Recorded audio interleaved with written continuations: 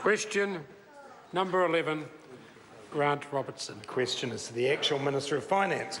Does he think that the economy is delivering a fair share to working New Zealanders when the latest labour cost index shows wage growth is at a 6-year low?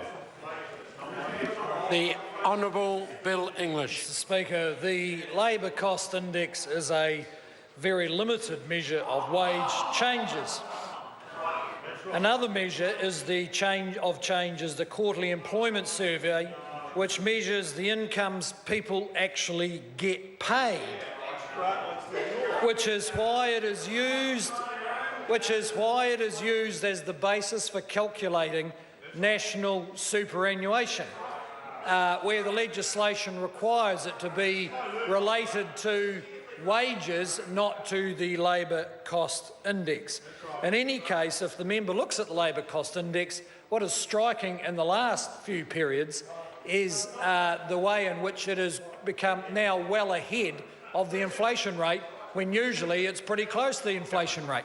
Supplementary, Mr. Speaker. Supplementary question, Grant Robertson. If the economy is growing at between 2 and 3%, as he claims, why are working people not receiving the benefits of that growth in wage increases?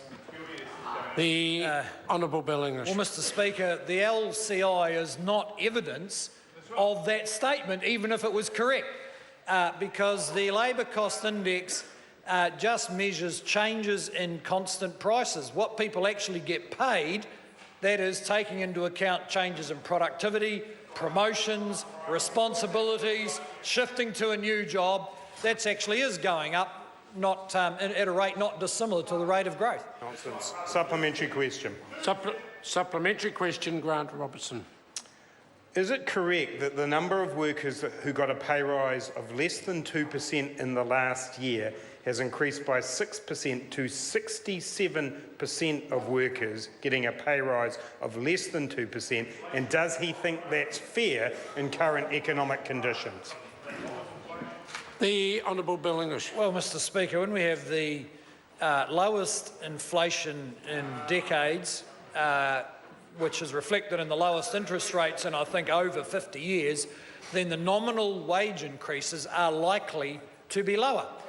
And New Zealanders, fortunately, we are one of not many economies where there are consistent but moderate real wage increases occurring. And in the current worldwide episode of actual and in some deflation, that's actually not bad going. Mr. Speaker. Supplementary question, Grant Robertson. What comfort is it to working New Zealanders for him to invoke CPI inflation when that doesn't take into account the full housing costs which New Zealanders have experienced, meaning that in Auckland, housing costs have risen at 4 times the rate of wages over the last 8 years? The Honourable Bill English. Well, Mr. Speaker, the CPI does take into account housing costs. It does. And as my colleague has mentioned earlier, the fact that interest rates are at record lows is one of the reasons that New Zealanders are showing stronger demand for housing. But there's no doubt that in the long run, poor planning, such as has occurred in Auckland, does have an impact on housing costs as a proportion of income, and the Auckland Council have the opportunity to put that right. Supplementary question, Grant Robertson. Does he think working New Zealanders are getting a fair share of economic growth? The Honourable Bill English. Mr. Speaker, by and large, yes. By and large, the indicators, whatever indicators you use, whether they're income inequality, real wage increases or measures of employment, they're actually doing reasonably well.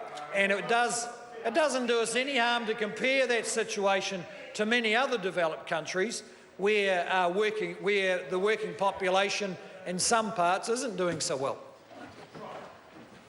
Question